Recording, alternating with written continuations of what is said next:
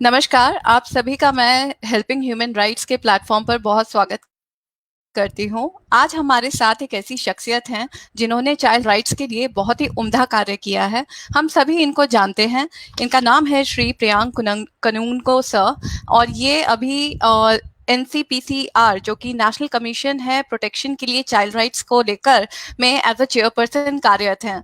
Sir, आपका बहुत बहुत स्वागत है हेल्पिंग ह्यूमन राइट्स के प्लेटफॉर्म पर, और हमें बहुत खुशी है कि आपने अपने बिजी स्केड्यूल में से हमारे लिए टाइम निकाला है। मैं बहुत श्योर हूँ इस चीज को लेकर कि जो भी जानकारी हमें आज आपसे मिलेगी, हमें काफी क्लैरिटी मिलेगी कि बहुत सारे नाजुक मुद्दों को लेकर जो कि बच्चों से या पेरेंट्स से रिलेटेड होते हैं। नमस्कार सर, आपका बहुत बहुत स्वागत है। नमस्कार। सर, मेरा पहला क्वेश्चन है, क्योंकि हम यही सब जानते हैं कि अभी हम कितने नाजुक दौर से गुजर रहे हैं और कितना कोविड को लेकर और उसके आउटब्रेक को लेकर कितना ज्यादा हम सभी दहले हुए हैं, और हमसे ज्यादा हमारे बच्चे इस सारी सिचुएशन को लेकर बहुत डरे हुए हैं। तो ऐसे में सर, आप इस बात पे मुझे थोड़ा सा ये बताइए कि इस लॉकडाउन में बच्चों के समय का सदुपयोग हम कैसे कर सकते हैं? इस बारे में आयोग के क्या सुझाव होंगे? देखिए, लॉकडाउन में सबसे ज़्यादा इम्पोर्टेंट बात जो हमारे प्रधानमंत्री जी ने भी बच्चों के लिए कही कि बच्चों का सबसे इम्पोर्टेंट काम जो ड्यूटी इस वक्त है वो ये है कि अपने घर के बड़ों को घर में रोक कर रखना। तो ये जो बच्चों की फौज है देश भर में, वो ये इंश्योर करने के काम में लगी हुई है कि घर के बड़े किसी भी कारण लॉकडाउन को ना तोड़ें, और देश के बच्चों की तरफ से और देश के बच्चों के तरफ से ये बात अपने माता पिता को और अपने गार्जियंस को वो सभी लोग जोर दे दे कर रहे हैं। माता पिता के लिए इस वक्त जो जरूरी है बच्चों के समय के सदुपयोग के लिए कि वे बच्चों के साथ बातचीत करें। पिछले कई समय से, दशक भर से आप जैसे ऑर्गेनाइजेशंस जो चाइल्ड राइट्स के लिए काम कर रहे हैं या कमीशन या एक्टिविस्ट लोग सभी इस बात पे बार बार जोर देते आए हैं कि बच्चों के साथ बातचीत करने का समय पेरेंट्स का कम हो गया है। बच्चों के साथ कोई बातचीत नहीं करता, तो ये एक समस्या देश में और दुनिया में नए तरह की उत्पन्न होती दिख रही थी। ये लॉकडाउन का जो समय है उसमें ज्यादा से ज्यादा बच्चों की सुनने की कोशिश सभी को करनी चाहिए, और सबसे अच्छा तो यही होगा कि घर में जब सब लोग हैं, पूरा परिवार साथ है, तो बच्चों की बात सुनिए। और बच्चों से बात करने से अच्छा तो कुछ हो ही नहीं सकता। जी, बहुत खूब कहा आपने। बच्चों के साथ ज़्यादा समय व्यतीत करें और उनकी ज़िंदगी में उनकी तरह इन्वॉल्व होकर रहें। पर अक्सर ये देखा गया है सर, और मैं खुद भी ये महसूस करती हूँ कि पेरेंट्स घर में रहते-रहते बच्चों पर बहुत ज़्यादा चिड़चिड़ाने लग जाते हैं, क्योंकि वो खुद भी बहुत ज़्यादा फ्रस्ट्रेटेड हैं इस सारे माहौल को लेकर। तो इस संबंध में पेरेंट्स के लिए आपका क्या सुझाव रहेगा कि वो कैसे बैलेंस आउट करें? देखिए, कई सारी चीजों पे लगातार पूरी दुनिया भर में बात हो रही है, और आखिर में निकल के आया है कि योगा, मेडिटेशन और अपनी जो रूटीन है उसको अगर हम डिसिप्लिन रखेंगे और संयमित आचरण करेंगे, तो निश्चित रूप से कि जो एंजाइटी और डिप्रेशन या स्ट्रेस लेस होना, इस तरह की चीजों से हम लोग निजात पा पाएंगे। तो यही मेरी भी सलाह है सभी देशवासियों को कि स्ट्रेस लेने की कोई जरूरत नहीं है।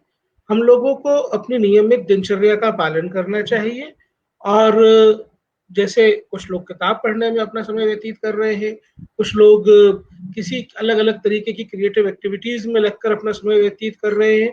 तो जो मूल बात है कि हमको दूसरों के लिए क्या कंट्रीब्यूट कर सकते हैं ये भी इस वक्त देखना है। कैसे किसी दूसरे की आप मदद कर सकते हैं। आप कोशिश करिए कि ज्यादा से ज्यादा दूसरों की मदद आप अपने घर पे रह के कर सकें। अगर आपका बिल्कुल समय नहीं कट रहा है तो हर जगह हेल्पिंग ह्यूमन जैसे लोग हैं जो लोगों के बीच में खाना देने का काम कर रहे हैं, लोगों के बीच में मास्क देने का काम कर रहे हैं, हर जगह हर शहर में आप बनाइए और दीजिए इनको। तो वक्त काटने के लिए तो बहुत सारे साधन है। अगर आपके मन में ये भाव है कि लोगों की मदद करनी है, तो हमसे जो ज्यादा वंचित तबके के लोग हैं उनकी मदद करने के भाव के साथ आप वक्त काटने की कोशिश करेंगे तो बहुत से क्रिएटिव काम है जो किए जा सकते हैं। जी, बिल्कुल, आपसे जो हमें अभी सीख मिली है वो मैं अपने सभी व्यूअर्स को कहना चाहूंगी कि उसको फॉलो करने का, उसको अपने स्केड्यूल में डालने की कोशिश कीजिए, क्योंकि इस तरीके से हम इस लॉकडाउन से उबर सकते हैं।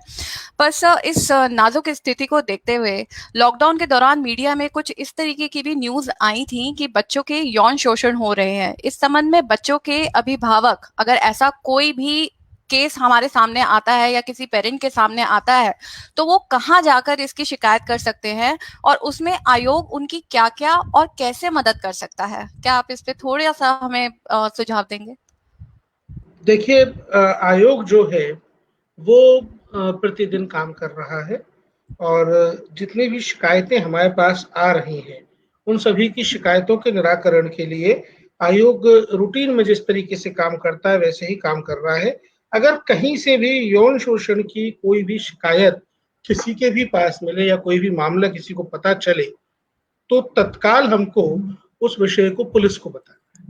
ओके। 1098 को बता सकते हैं, पुलिस हेल्पलाइन के नंबर सभी के पास हैं। तो केवल यौन शोषण ही नहीं, बच्चों के साथ किसी भी प्रकार के शोषण की कोई शिकायत हो तो बताएं। हालांकि मैं एक बात आपके माध्यम से भी आज कहना चाहूंगा कि लॉकडाउन के दौरान बच्चों का शोषण बढ़ा है, ऐसी खबरें जो प्रकाशित की गई थी, आयोग ने उस पर जांच की और अपनी जांच में उसको मिथ्या पाया। वो गलत थी अच्छा। और उसमें आंकड़ों को गलत तरीके से पेश किया गया था। हमारा ये मानना है कि भारत जैसे देश में परिवार नाम की जो संस्था है वो बच्चे के प्रोटेक्शन के लिए बहुत ही प्राइमरी एक आवश्यकता है, बहुत ही प्राथमिक आवश्यकता है और परिवारों में आज भी विश्वास कम से कम भारत में कायम है। इसलिए परिवार की संस्था और परिवारों के विश्वास को कायम रखिए। बच्चों के साथ घर में आसपास के लोग, सभी प्रकार के मामले आते हैं कि दुर्व्यवहार और यौन शोषण की घटनाएं आती हैं, लेकिन हम ऐसा बिल्कुल नहीं कह सकते कि सारे परिवार बच्चों के लिए असुरक्षित हैं। जब बच्चे घर के अंदर हैं, अपने माता पिता के पास है, तो उनको सुरक्षा का वातावरण देना माता पिता की जिम्मेदारी है। जो कुछ मामले हमारे पास घटना आती हैं, प्रकाश में आते हैं, उन पर सख्त से सख्त कार्रवाई होती है और हमने उसके लिए जीरो टॉलरेंस की पॉलिसी बनाई हुई है। मैं अपने सारे व्यूअर्स को कहना चाहूंगी, जैसा कि सर ने बोला है, 1098 या पुलिस में ऐसा कोई भी मामला अपनी निगाह पे आने पे आप तत्काल वहां पे कॉल कीजिए। और जो जिस तरीके की न्यूज है उसके बारे में जानकारी हमें सर से मिली है। सर, लेकिन वो बच्चे जिनका इलाज चल रहा है या लॉकडाउन के दौरान जो बीमार पड़ गए हैं, ऐसे बच्चों के संबंध में आयोग की राज्य सरकारों से क्या सिफारिशें हैं, और वो स्थानीय प्रशासन से ऐसे बच्चों को किस हद तक मदद करा सकते हैं? देखिए, बच्चों की कोई भी परेशानी जो आयोग तक आती है उसमें तत्काल इंटरवेंशन हम लोग कर रहे हैं और सख्त से सख्त कार्रवाई किसी भी प्रकार के नेग्लिजेंस पे करने के लिए हम लोग प्रशासन से बातचीत करते हैं।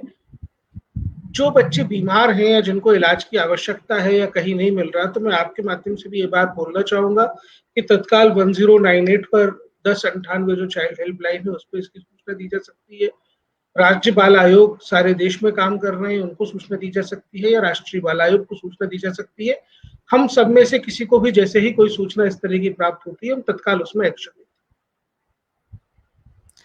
ओके, तो सर, 1098 और पुलिस के अलावा क्या और भी कोई ऐसा नंबर है जिसमें हम आयोग को सीधा बात कर सकें या कंप्लेन कर सकें, या कोई ऐसा हेल्पलाइन नंबर है जिस पे इस तरीके की रिपोर्ट की जा सके? हैं।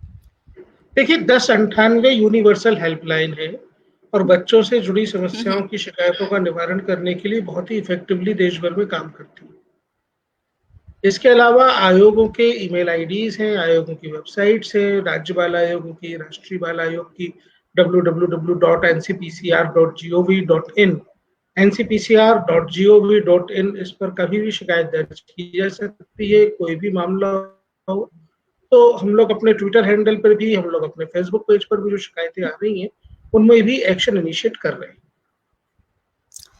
तो मैं अपने सारे ही व्यूअर्स को ये कहना चाहूंगी कि सरकार और आयोग दोनों अप्रोचेबल हैं। कुछ भी अगर ऐसी इंफॉर्मेशन आती है तो आप कोई भी माध्यम इसमें इस्तेमाल कर सकते हैं, आपको मदद मिलेगी। सर, लेकिन लॉकडाउन में जहां हर परिवार मानसिक, आर्थिक और पारिवारिक समस्याओं से गुजर रहे हैं, वहीं ऐसे बच्चे भी हैं जो गरीब परिवारों से और बहुत ही गरीब परिवारों से संबंध रखते सकते हैं। या तो ऐसे बच्चे घर से भागकर आए हुए हैं, या फिर वो बस स्टेशन पे रहते हैं, या अनाथ हैं। उनकी स्वास्थ्य और आर्थिक स्थिति को देखते हुए उनकी शारीरिक और मानसिक सुरक्षा के लिए आयोग की तरफ से क्या-क्या महत्वपूर्ण कदम उठाए गए हैं या उठाने वाले हैं? देखिए, लॉकडाउन अनाउंस होते से ही हम लोगों ने ये तय किया कि सारे राज्यों को निर्देश दिए जाएं कि स्ट्रीट चिल्ड्रन जो हैं, या जो बच्चे अबंडन्ड हैं, या जो बच्चे अपने घर वालों के संरक्षण में नहीं है, अथवा अपने परिवार के साथ भी सड़क पर जीवन व्यतीत करते हैं, उनकी सुरक्षा हमारी प्राथमिकता होनी चाहिए।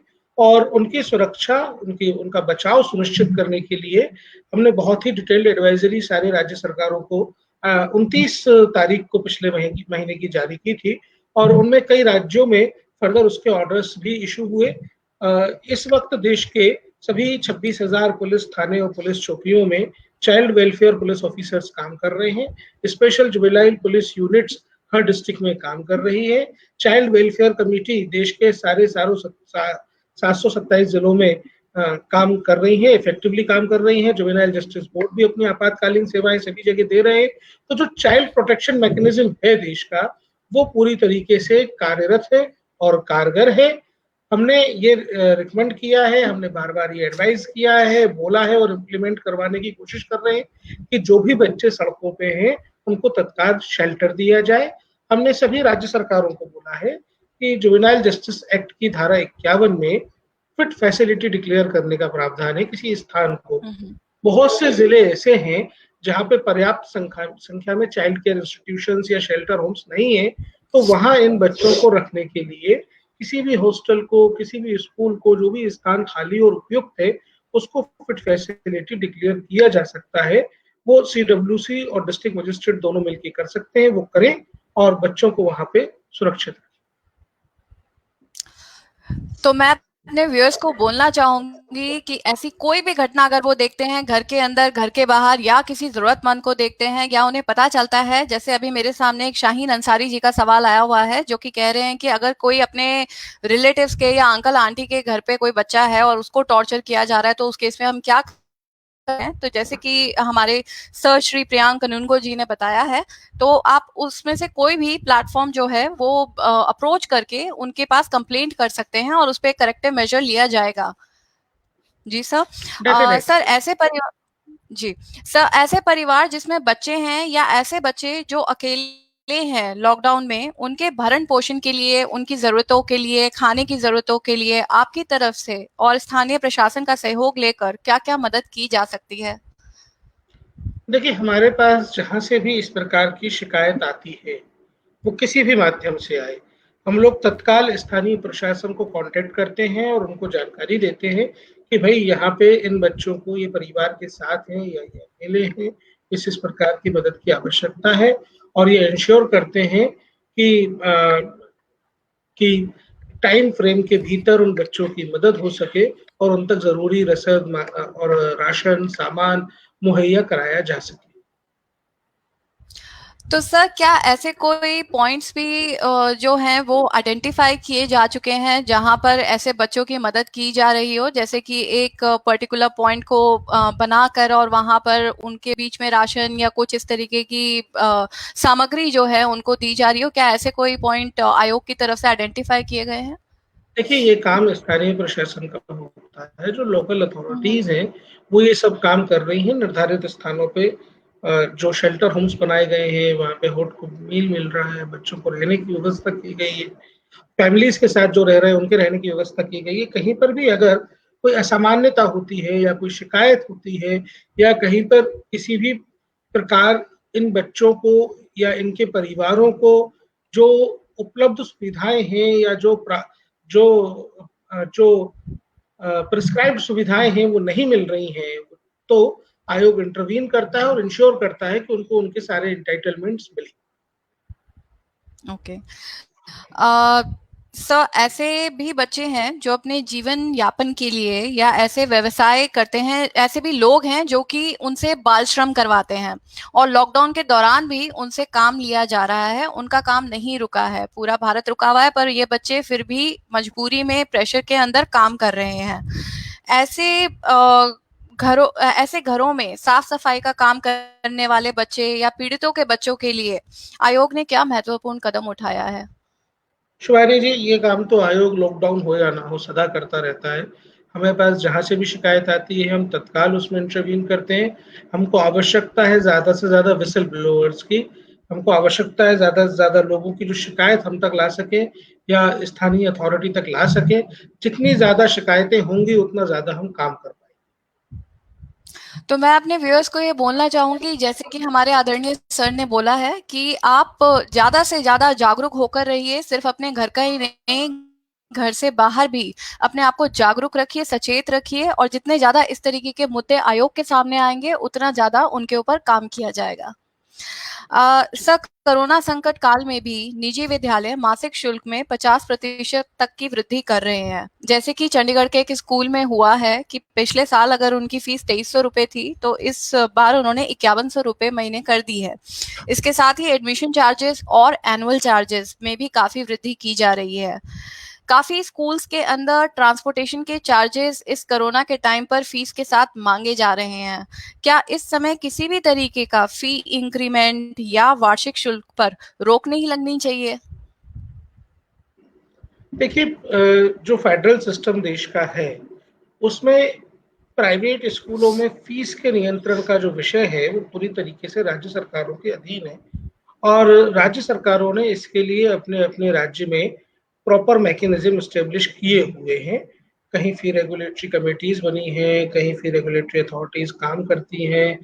अलग अलग फी रेगुलेटरी मैकेनिज्म स्टेट्स ने बनाने की कोशिश की है। इसी के साथ वहाँ पे एक स्टेट्स का स्पेसिफिक ग्रीवियंस रिड्रेसल मैकेनिज्म भी बना हुआ है। जहां कहीं से भी ऐसी शिकायत आती है, सारे व्यूअर्स से मेरी यही अपील है कि पहले स्थानीय लोकल अथॉरिटी को उससे अवगत कराएं। स्थानीय लोकल अथॉरिटी जब वो काम करने में सक्षम नहीं हो तब वो ग्रीवियंस रिड्रेसल मैकेनिज्म के अनुसार राज्य बाल आयोग तक शिकायत दर्ज कराएं। राज्य बाल आयोग निश्चित रूप से उनकी शिकायतों का समाधान करने में सक्षम संस्थाएं हैं। और मुझे पूरा विश्वास है कि कोई भी शिकायत ऐसी नहीं होगी जिसमें राज्य बाल आयोग इफेक्टिवली काम ना कर रहे हो। और जहां जहां भी हमारे स्टेट कमीशन के पास इस तरीके की शिकायतें पहुंच रही हैं वो बहुत ही इफेक्टिवली इसका रिट्रेसल कर रहे हैं। और रही बात फीस बढ़ाने को लेकर के, तो ये फी रेगुलेटरी कमेटी को डिसाइड करना होता है कि फीस बढ़नी चाहिए या नहीं बढ़नी चाहिए। उनमें शिकायतों का प्रावधान है, उनमें अपील का प्रावधान है, तो उन सारे मैकेनिज्म का इस्तेमाल करना चाहिए। लॉकडाउन के दौरान फीस मांगना, तो फीस इस दौरान जमा करने की तारीखें जो हैं वो जितनी भी हों उनको एक्सटेंड किया जाना चाहिए। लेकिन फीस लेना है या नहीं लेना है ये स्टेट्स को इस बारे में तत्काल निर्णय लेना चाहिए। हमारी सभी राज्य सरकारों से यही अपील है कि वो अपने राज्यों में इन विषयों के लिए तत्काल निर्णय लें, जिससे कि बच्चे और अभिभावक इस मामले में तंग ना हो। किसी भी बच्चे का एक्सपल्शन, किसी भी बच्चे का डिस्क्रिमिनेशन फीस ना देने के नाम पर नहीं किया जा सकता। 2018 में भी आयोग ने इस बारे में चेताया था। मैं आज फिर ये चेतावनी सभी स्कूल्स को देना चाहूंगा कि बच्चों का शोषण किसी भी तरीके से बर्दाश्त नहीं किया जाएगा। फीस का जो भी विषय है तो बच्चे के माता पिता, अभिभावक, गार्जियन और स्कूल के बीच में है। बच्चों का फीस से ताल्लुक नहीं है। ना तो बच्चों को एक्सपेल किया जाएगा, ना ही बच्चों को किसी और प्रकार से परेशान किया जा सकता है। सभी सक्षम अधिकारी वहां जिलों में मौजूद हैं जो इस पर तत्काल कार्रवाई करेंगे। इस बारे में जरूरी निर्देश 2018 में भी दिए गए हैं, बार बार हम देते आए हैं और फिलहाल भी हम एक निर्देशिका जारी करने वाले हैं। सारे व्यूअर्स को मैं ये बोलना चाहूंगी कि एक बहुत ही महत्वपूर्ण इंफॉर्मेशन है जो कि सर ने हमारे साथ शेयर करी है। और जागरूकता की ज़रूरत सिर्फ लॉकडाउन के पीरियड तक सीमित नहीं है। ये जो जागरूकता की आवश्यकता है वो हर समय है, ताकि हम ज़्यादा से ज़्यादा अपने देश के बच्चों को बेहतर बना सकें। सर, बाल श्रम में जो बच्चे हैं उनको जब गवर्नमेंट स्कूल में एडमिशन करा आया जाता है तब उन्हें अपने उम्र के हिसाब से क्लास और सिलेबस दिया जाता है और उन्हें उस सिलेबस को कवर करने में बहुत परेशानी होती है। इसके लिए स्कूल में एक्स्ट्रा क्लासेस का अलग से कोई भी अरेंजमेंट या प्रावधान नहीं है। ऐसे में वो बच्चे फिर से स्कूल छोड़ देते हैं क्योंकि वो पढ़ाई को कैचअप ही नहीं कर पाते हैं। ऐसी परिस्थिति में बच्चों के लिए आयोग क्या कर सकता है? देखिए, शिक्षा का अधिकार कानून की धारा 4 में इसका प्रावधान है कि एज एप्रोप्रिएट जब बच्चों को भर्ती किया जाएगा क्लास में, उस वक्त उनको ब्रिज कोर्स के माध्यम से जो कोर्स छूटा हुआ है, जिन कक्षाओं की पढ़ाई उन्होंने नहीं की है, 6 महीने से 2 साल के बीच का ऐसा ब्रिज कोर्स उनको कराया जाएगा। उसके लिए स्पेशल ट्रेनिंग सेंटर्स हर जगह पर हैं, वो रेसिडेंशियल भी हैं, वो नॉन रेसिडेंशियल भी हैं, एनसीएलपी के स्कूल्स भी हैं जो इस तरीके का काम करते हैं। तो ये सभी जगह पर्याप्त मात्रा में इंफ्रास्ट्रक्चर इसके लिए मौजूद है। अगर कहीं की ऐसी कोई शिकायत है तो कृपया हम तक अवगत कराएं। हम ये इंश्योर करेंगे कि नजदीकी स्पेशल ट्रेनिंग सेंटर की सुविधाओं का लाभ उन बच्चों को मिले। सर, इस लॉकडाउन की स्थिति में बच्चों की सुरक्षा, देखभाल, स्वास्थ्य और शिक्षा से संबंधित आयोग के क्या सुझाव रहेंगे? देखिए, सबसे महत्वपूर्ण बात तो ये है कि बच्चों को ना तो खुद घर के बाहर निकलना है और ना अपने माता-पिता को निकलने देना है। तो इस वक़्त जो पूरे घर की सुरक्षा की ज़िम्मेदारी है, वो बच्चों के ऊपर है। अपने पूरे घर के सदस्यों को घर में रोके रखना उनकी ज़िम्मेदारी है। बच्चों के स्वास्थ्य और बच्चों की शिक्षा को लेके जहाँ तक बात है, तो जो छोटे बच्चे हैं, जो एलिमेंट्री क्लासेस तक के बच्चे हैं, उनके लिए ये छुट्टी का समय होना चाहिए और बच्चे घर पे मेरे को पूरी उम्मीद है कि वो एन्जॉय कर रहे हैं। जहाँ से भी मेरी बच्चों से बात हो पा रही है या जिन बच्चों के कॉन्टैक्ट में मैं आ पाया हूँ, बहुत ही लिमिटेड संसाधनों के चलते भी, लेकिन बच्चे पूरी तरीके से अपनी फैमिली के साथ एन्जॉय कर रहे हैं और बच्चों को एन्जॉय करना चाहिए। ये भी बच्चों का ही अधिकार है, तो उनको रिलैक्स रहने दीजिए। माता-पिता से भी यही गुज़ारिश है कि बच्चों को थोड़ा रिलैक्स रहने दीजिए। अब सारे बच्चे जो देश में हैं, हमको क्या इसी लॉकडाउन में सबको पढ़ाकर और क्या बना देना है? तो थोड़ा गर्मियों की छुट्टियाँ सबने बिताई हैं और ये जो टाइम पीरियड है बच्चों का पढ़ाई को लेकर या उनको और स्ट्रेस में मत डालिए और स्ट्रेस देने की कोई ज़रूरत भी नहीं है। सब बच्चे घर में रहेंगे, खुश रहेंगे और आप लोग भी बच्चों के साथ खुश रहिए। किसी भी प्रकार का स्ट्रेस ना खुद लीजिए, ना बच्चों को दीजिए। आप लोग अगर प्रसन्न रहेंगे तो स्वस्थ रहेंगे और बस यही बात है कि खुश रहने की जो है वो कोशिश करें सभी लोग, आपस में साथ रह के, मिल-जुल के। सर, बहुत ही महत्वपूर्ण संदेश दिया आपने। मेरे सामने कुछ व्यूअर्स के क्वेश्चन्स आ रहे हैं, मैं उसमें से कुछ पिक करके आपसे पूछना चाहूँगी। ये शाहीन अंसारी जी का क्वेश्चन तो मैं आपसे पूछ चुकी हूँ। ये चारू शर्मा जी का क्वेश्चन है जो पूछ रही हैं कि सर, जो बच्चे घर से भागकर रेल स्टेशन, बस स्टेशन पर रहते हैं और वो नशा करते हैं, उनके लिए क्या किया जा सकता है? देखिए, जो भी बच्चे आपको इस स्थिति में दिखते हैं, हमको तो सबसे पहले उनको 1098 पे फ़ोन करके सूचना करनी है, स्थानीय पुलिस को बताना है और फिर उनके लिए एक पूरा का पूरा मैकेनिज़्म है, वो चाइल्ड वेलफेयर कमिटी के सामने प्रस्तुत किए जाएँगे। चाइल्ड वेलफेयर कमिटी उनको शेल्टर होम में, चिल्ड्रन होम में जहाँ उचित समझेगी, वहाँ रखेगी। उनके प्रॉपर रिहैबिलिटेशन के लिए, उनके प्रॉपर नशा मुक्ति के कार्यक्रम के लिए उनको जो अथॉरिटीज़ हैं, उनको निर्देशित किया जाएगा और उसके साथ-साथ ये प्रक्रिया चलेगी कि उनको उनके फैमिली के साथ रिपेट्रिएट रिस्टोर करने के लिए किस प्रकार से प्रयास किए जा सकते हैं, वो सब भी साथ-साथ चलेगा और उसके साथ ही उनकी पढ़ाई भी दोबारा शुरू हो पाए, ये पूरा का पूरा एक प्रोटेक्शन मैकेनिज़्म काम करेगा। मेरी यहाँ पे मैं इस बात को स्वीकार भी करता हूँ कि इतने सारे प्रोटेक्शन मैकेनिज़्म के बावजूद भी ये बच्चे सड़क पे हैं, ये बच्चे रेलवे स्टेशंस पे हैं और ये यथार्थ है। हम इस यथार्थ से मुँह नहीं मोड़ सकते। लेकिन ये जो लॉकडाउन का पीरियड है, ये चैलेंज होने के साथ-साथ हमको इन बच्चों के लिए एक अपॉर्च्युनिटी मानना चाहिए क्योंकि बहुत सारी जगहों पे इसमें स्थानीय प्रशासन को सफलता मिली है कि बच्चों को शेल्टर्स में रख पाए और जब बच्चे शेल्टर्स में आ गए हैं, तो ये बाहर वापस सड़क की दुनिया में ना जाएँ, पोस्ट लॉकडाउन हमको ये इंश्योर करना होगा। इसके लिए सभी एनजीओज को और सभी लोगों को काम साथ मिलकर करना होगा। सर, अगर कोई ऐसी स्थिति आती है, एकता जी का सवाल है कि अगर कोई ऐसी स्थिति आती है, कोई ऐसी ज़रूरत आती है कि हमें कुछ सेफ और सिक्योर प्लेसेस इन बच्चों को रखने के लिए करना पड़े, तो ऐसे में क्या स्कूल और हॉस्टल्स का भी इस्तेमाल किया जा सकता है अगर ज़रूरत आती है बिल, तो? बिल्कुल, कमीशन ने अपनी एडवाइजरी में लिखा हुआ है कि ऐसे खाली स्कूल जो हॉस्टल्स जो उपयुक्त लगते हैं वो स्थानीय प्रशासन, जिला अधिकारी जो हैं सीडब्ल्यूसी के माध्यम से मदद लेते हुए उनका निरीक्षण करके उनको जुवेनाइल जस्टिस एक्ट की धारा 51 के अंतर्गत फिट फैसिलिटी डिक्लेयर कर सकते हैं और फिर फिट फैसिलिटी में जरूरी इंतजाम करके बच्चों को रखा जा सकता है। जी। एंड आई थिंक सर, एक और सवाल मेरे सामने आ रहा है कि सभी स्टेट्स का फी रेगुलेशन जो है मैकेनिज्म वो ऑलरेडी इन प्लेस है, और एक अपील क्या की जा सकती है कहीं पर भी अगर इस तरीके की फी हाइक की समस्या आती है या ट्रांसपोर्टेशन चार्जेस की समस्या आती है, तो क्या वहाँ पर फी जो भी वहाँ की कमिटीज हैं स्टेट्स की, क्या वहाँ पर अपील की जा सकती है, या किस तरीके का ऐसा प्रोसीजर रहेगा अगर कोई पेरेंट इस तरीके की किसी सिचुएशन के अंदर फंसते हैं तो?